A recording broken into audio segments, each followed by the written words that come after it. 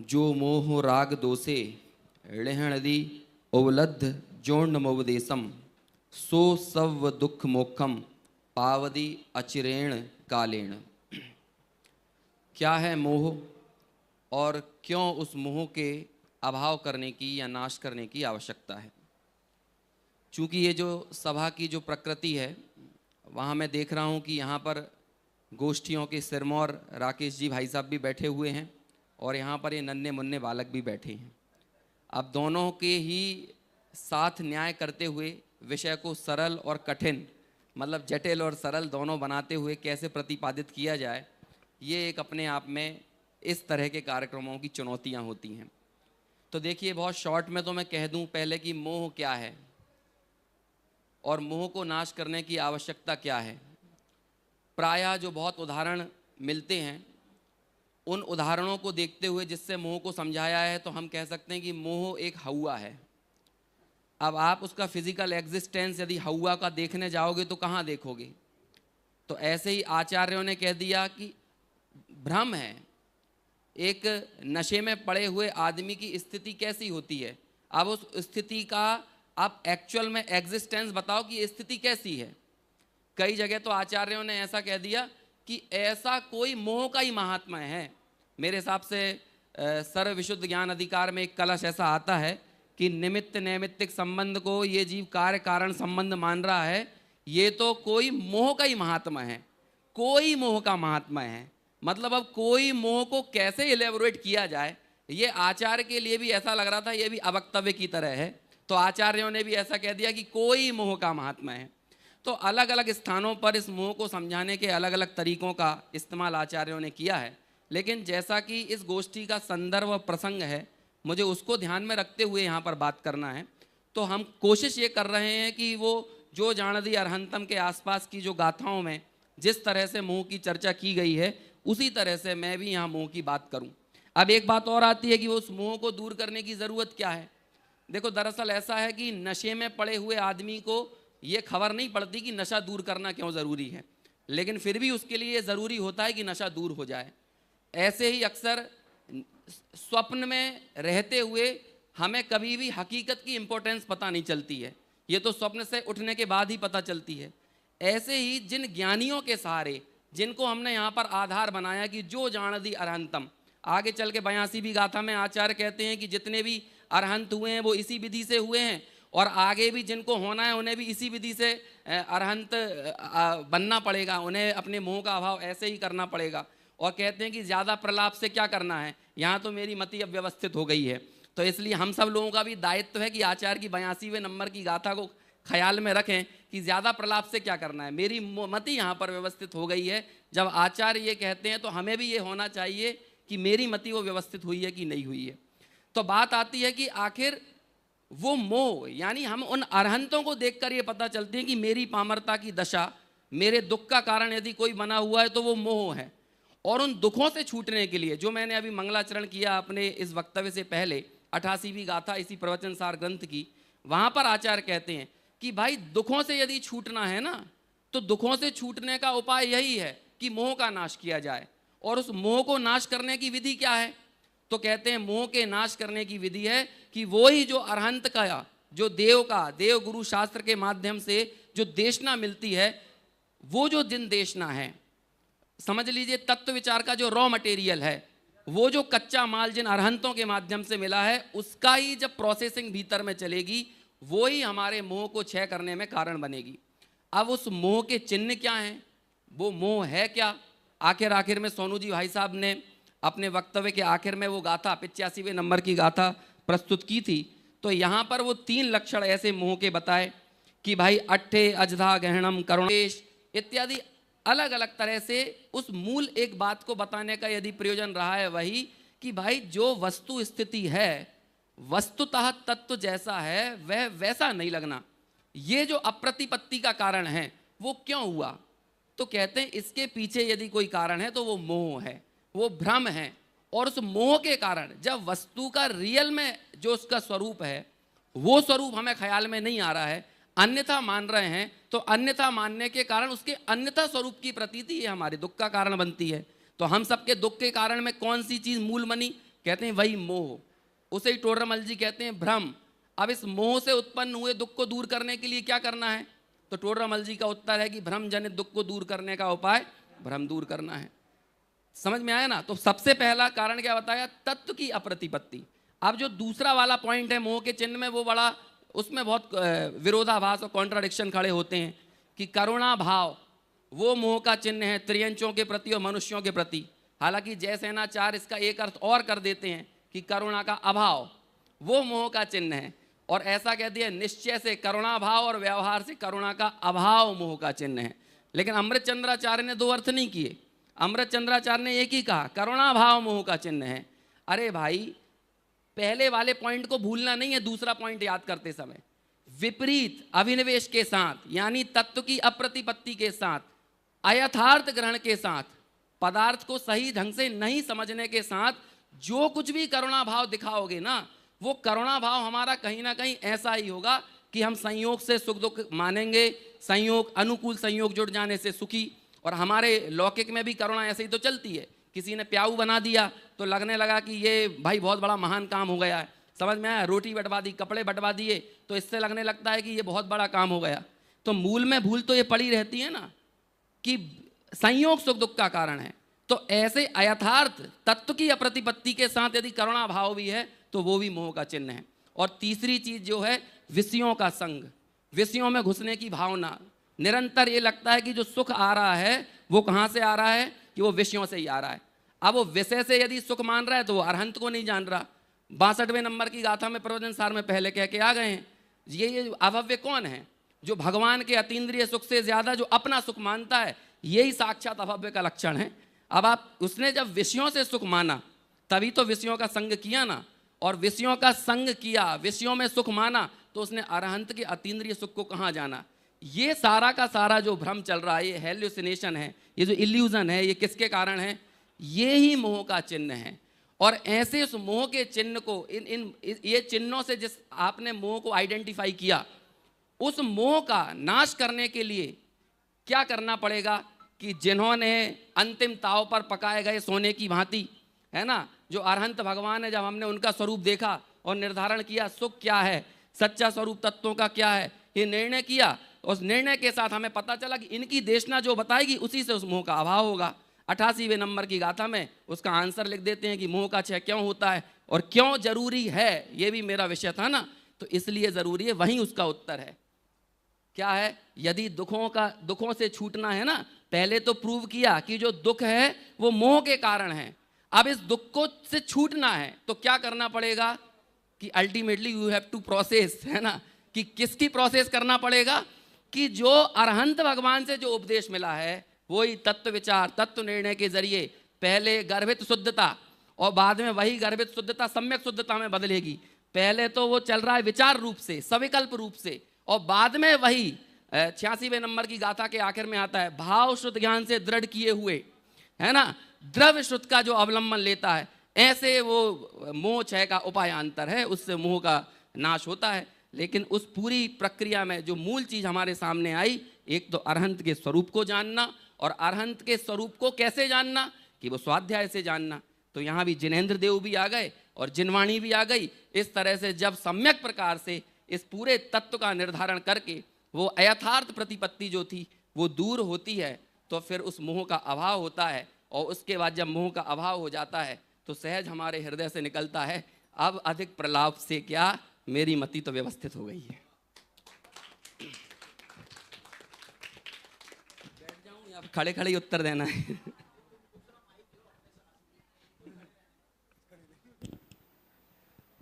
बहुत ही सुंदर।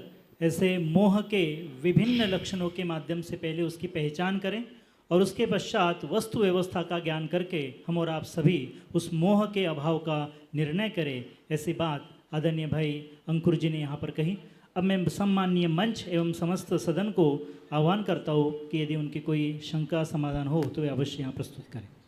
स्वर्णलता भाभी जी।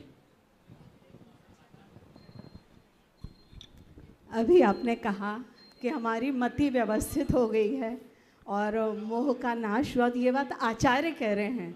तो क्या मोह की और वैरायटी है क्या? देखिए, सही उत्तर की तो वैरायटी ज़्यादा नहीं होती है, गलत उत्तरों की बहुत वैरायटी होती है ना। तो मोह के कारण, मोह की कितनी वैरायटी बताएं। ये जितना भी जगत में राग का नाच चल रहा है, ये सब मोह की वैरायटी है ना। कभी वो शुभ के रूप में अलग अलग रूपों में नजर आती है, कभी वही अशुभ रूप में नाना प्रकार से नजर आती है। तो उस वैरायटी का तो कोई अंत नहीं है। नहीं, मेरी बात ये है कि आचार्य ये बात कह रहे हैं, तो अभी उनके मोह का नाश हुआ, तो उसके पहले क्या हुआ था?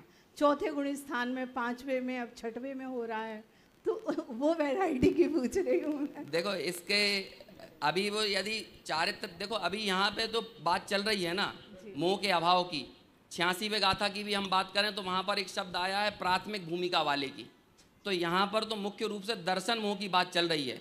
और देखो शब्दों का प्रयोग समझिए, 86वीं गाथा में बोलते हैं आगम में क्रीड़ा करके, और 232वीं गाथा में बोलते हैं आगम में व्यापार प्रधानतर है। व्यापार करते हैं बड़े लोग और क्रीड़ा करते हैं बच्चे। दर्शन मोह का अभाव करना है बच्चों को और चारित्र मोह का अभाव करना है बड़ों को, तो उन्हें आगम में व्यापार करना पड़ेगा और इन बच्चों को आगम में क्रीड़ा करना पड़ेगा। अपन क्रीड़ा करेंगे तो दर्शन मोह का अभाव होगा और वो व्यापार करेंगे तो चारित्र मोह का अभाव होगा।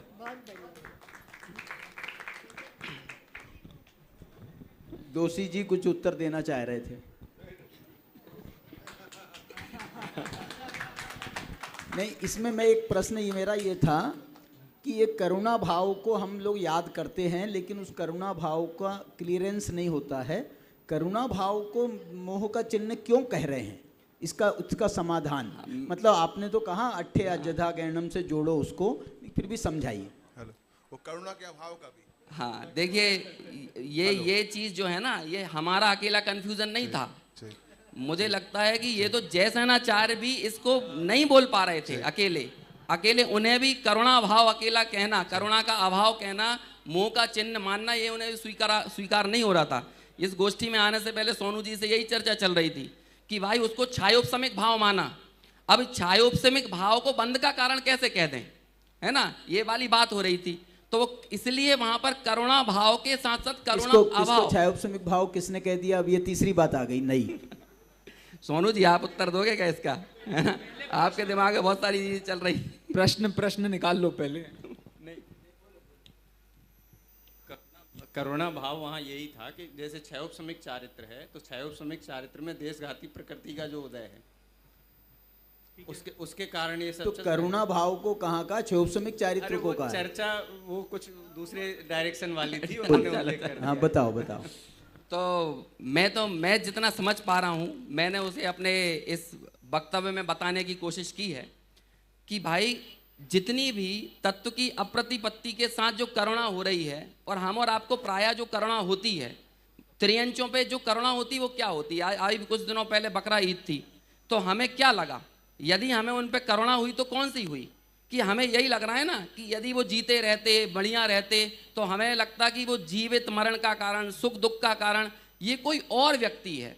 तो जब हम ऐसा मान रहे हैं कि सुख दुख जीवन मरण इनका कोई ना कोई दूसरा निमित्त है, और वही यहाँ वाली फिर वही बात आ जाएगी, निमित्त नैमित्तिक संबंध को कर्ता कर्म संबंध ये मानता है, ये मोह का चिन्ह है। सर्वशुद्ध ज्ञान अधिकार में ऐसा श्लोक अमृतचंद्राचार्य ने लिखा है। तो जितनी भी करुणा इस जीव के देखी जा रही है, वो कहीं ना कहीं ऐसी ही है कि वो निमित्त नैमित्तिक संबंध में अपने आप को मानने लगता है कि मैंने इसका भला कर दिया, इसने फलाने व्यक्ति ने बुरा कर दिया। अब देखो, बुरा करने वाले पर द्वेष आए बिना नहीं रहेगा और भला करने वाले पर राग आए बिना नहीं रहेगा। अब जब राग द्वेष की उत्पत्ति हो रही है, तो पीछे कहीं ना कहीं जो मूल कारण है वो क्या है? ये मोह का ही चिन्ह है। भाई बस लीजिए। बस थोड़ा सा बोलूँगा, ज़्यादा नहीं बोलूँगा, क्योंकि मैं पहले डांट खा चुका हूँ। मतलब मैं कहना चाह रहा था कि जैसे अभी करुणा भाव और क्षयोपशमिक भाव की बात अभी आई है, क्योंकि जब भी विकार उत्पन्न होता है तो क्षयोपशमिक भाव वाले को ही होता है, पूर्ण क्षयिक भाव वाले को नहीं होता। इसे उपचार से उसे करुणा भाव को क्षयोपशमिक भाव कहते हैं, परमार्थ से वो विकारी है। मैं आपको पूछूं भाई साहब, धवला में करुणा भाव को आत्मा का स्वभाव भी माना है, पारिणामिक भाव भी माना है। वो वही वाली चर्चा चल रही थी उसी संदर्भ।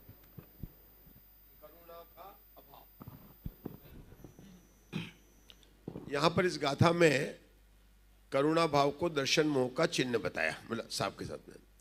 अब करुणा दो प्रकार की होती है, पर के प्रति करुणा और स्व के प्रति करुणा। जिसकी लक्षण बताए जा रहे हैं वो जीव कौन है? सम्यक दृष्टि की मिथ्या दृष्टि। तो मिथ्या दृष्टि कौन है? जिसको अपने को जानता नहीं है। तो वो जो भी करुणा करेगा, जिसको अपना जानता, किसको जानता? अपने शरीर को जानता है और शरीर पर है तो उसके ऊपर ही वो करुणा कर रहा है, तो उसकी स्व की करुणा कहाँ हुई? वो तो जो है दर्शन मोह का चिन्ह होगा। यहाँ पर तो बस इतना ही अपने को समझना चाहिए, क्योंकि गाथा किसकी है? दर्शन मोह के चिन्ह की गाथा है। सामान्य 3 गाथा तो अपन जानते हैं, बाकी एक शब्द जो प्रवचन सार की इस गाथा में आया कि करुणा का भाव किसके प्रति कहा? मिथ्या दृष्टि कर रहा, और मिथ्या दृष्टि शरीर को अपना मान रहा है, अपने को तो जानता ही नहीं है, तो उसके स्व के ऊपर करुणा नहीं है, तो दर्शन मोह का चिन्ह। हाँ बेटा चलो आगे बढ़े। एक बिंदु और है इसमें। एक मिनट, करुणा का भाव तो वीतराग भाव हो गया ना। हाँ तो करुणा का भाव जो है वो राग का भाव हो गया। जी। मोह का चिन्ह कहने का वीतराग भाव नहीं, वो द्वेष पे भी जाता है ना। हाँ। करुणा का अभाव। ये ठीक वैसा ही है जैसे कि प्रतिक्रमण को विषकुंभ कहा है ना, तो फिर टीका में उसका वो भी कहना पड़ा कि जब अप्रतिक्रमण वो जो है विषय कसाय वाला जो है वो तो विषकुंभ है ही, तो जो ज्ञान ध्यान देखो, आराधना वाला मैं ये कह रहा हूँ बहुत टू द पॉइंट यदि चर्चा होगी तो हम ज्यादा प्रश्न ले सकेंगे। लंबा लंबा मत करो तो अच्छा रहेगा। आपको कुछ पूछना है? बताना है। हाँ बोलना है। हाँ, अमृतचंद आचार्य ने जो अर्थ किया कि करुणा भाव मोह का चिन्ह है, वो एकत्व ममत्व पूर्वक जो करुणा है कि मैं किसी को बचा सकता हूँ, मार सकता हूँ, वो मोह का चिन्ह है। और जैसे नाचार कह रहे हैं करुणा का अभाव मोह का चिन्ह है, वो कह रहे हैं जिसके चित्त में करुणा नहीं है, दूसरे जीवों को बचाने का भाव भी नहीं आता, उसको भी मोह का चिन्ह है। और धवला ग्रंथ में जो करुणा को स्वभाव कहा है वो केवली परमात्मा की उपदेश दे रहे हैं, वो सारे जगत के प्रति उनका करुणा का भाव है। इसलिए करुणा भाव को जैसे दादा कहते हैं ना, विनय पुण्य है, पाप है, धर्म है, ऐसी करुणा पाप रूप भी है, पुण्य रूप भी है, धर्म रूप भी है। तो अमृतचंद आचार्य जिस करुणा को करुणा भाव को मोह का चिन्ह कह रहे हैं वो पाप रूप है, और जैसे नाचार्य जिस करुणा के अभाव को मोह का चिन्ह कह रहे हैं वो पुण्य रूप करुणा है, और केवली भगवान को जो करुणा स्वभाव रूप है वो धर्म रूप करुणा है। अमृतचंद्राचार्य ने ऐसा स्पष्ट किया है वहां पर? हाँ, मतलब एकत्व ममत्व पूर्वक नहीं, करुणा दर्शन वो आप समझ गया मैं। हाँ। लेकिन वहाँ शायद स्पष्ट है क्या नहीं है मेरे को ख्याल नहीं आ रहा। नहीं, चलो अब बेटा आगे बढ़ेंगे। चलिए एक बिंदु और है। एक प्रासंगिक अर्थ अगर हम इसका लें तो द्रव्य गुण पर्याय की चर्चा है, और 86वीं गाथा में पर्याय क्रम शब्द का भी प्रयोग किया है। किसी भी पर पदार्थ के प्रति, चाहे पर जीव क्यों ना हो, उसके प्रति कोई भी बचाने का, मारने का कोई भी परिणाम है वो द्रव्य गुण पर्याय में वो फिट नहीं बैठता है, वहाँ वो अत्यंता भाव है। इसलिए अगर ऐसा किसी को परिणाम है तो मोह के लक्षण में ही काउंट होगा। तो ये वाली बात हमें वहाँ देखनी चाहिए। पीएचडी के वाइवा से भी कठिन होते हैं ये सारे प्रश्नोत्तर जो होते हैं। जल्दी होती है बहुत ही सुंदर। एक सेकंड मोह, एक सेकंड सर। मोह नहीं, सही है। देखो, मोह की 2 परिभाषाएं हैं जो जगत में सबसे ज़्यादा प्रचलित हैं। वो कुंदकुंदाचार्य से प्रचलित परिभाषाएं हैं, भाई साहब की बातों में वो आ गई हैं, लेकिन मैं ज़रा उसको एक व्यापक रूप में बताने की कोशिश कर रहा था। पहला तो मोह की परिभाषा है जो दूसरों में मन लगाता है, मतलब परद्रव्य के प्रति एकत्व ममत्व आदि के कार्य करता है। दूसरी मोह की परिभाषा है जो अपने को नहीं समझ रहा है, मतलब मोह राग द्वेष में लगा हुआ है। ये 2 परिभाषाएं अपनी अपनी जगह बहुत बड़ा स्थान रखती हैं। यदि आपको अपनी लाइफ में किसी भी चीज के लिए किसी की भी जरूरत पड़ रही है, खाने पीने, उठने बैठने रहने, कोई भी चीज हो सकती है, वो ये सब मोह का चिन्ह है। और दूसरा क्या बता रहे हैं, अगर आपको अपने काम के लिए भी अपनी किसी इच्छा की जरूरत पड़ रही है, मेरे को इच्छा नहीं होगी तो मैं पढ़ नहीं पाऊंगा, मेरे को इच्छा नहीं होगी तो मैं खेल नहीं पाऊंगा, मुझे इच्छा नहीं होगी तो मैं कोई काम नहीं कर पाऊंगा, ये दोनों ही मोह हैं। दर्शन साहित्य में इच्छा को हिंदू दर्शन सबसे अच्छा मानता है। आपको इच्छा नहीं होगी ना तो कुछ नहीं मिलेगा, जिसको इच्छा होती है उसी को कुछ मिलता है, इच्छा ही नहीं होगी कुछ नहीं मिलेगा। जैन दर्शन बिल्कुल इससे विरोधी विचार रखता है, आपकी इच्छा का अभाव होगा तब जाकर के मुक्ति की प्राप्ति होगी। इसलिए ये मोह इच्छा का पर्यायवाची के रूप में टोडरमल जी ने बहुत गहराई से प्रस्तुत किया, और यही उसके नाश करने का उपाय है। आपको यदि यहाँ बैठने की इच्छा हो रही है, सुनने की इच्छा हो रही है, मुझे बोलने की इच्छा हो रही है, सब मोह है और इसका नाश करना है। तो उस दृष्टि से ये विषय जो चुनाव हुआ था उसमें आवश्यकता, ये शब्द बहुत बड़ा था। हमें मोहनाश की आवश्यकता ही क्यों है? वो इसीलिए है क्योंकि हमें इच्छा में मजा आता है। देखो मैं रुक ही नहीं रहा हूं, मोहनाश की आवश्यकता और इस विषय को लेकर के अत्यंत सुंदर चर्चा अभी हमारे पूरे सदन में हुई। वास्तव में इसे यदि टोडरमल जी की भाषा में कहे तो जैसा अंकुर जी ने कहा था कि मोह एक हवा है, उसके लक्षण जो है विभिन्न बनाए, तो भी भ्रमजनित दुख को दूर करने का उपाय जो है वह केवल भ्रम का निराकरण करना ही है। और इसी बात को यदि ध्यान में रखेंगे तो निश्चित रूप से हम और आप सबके मोह का अभाव होगा।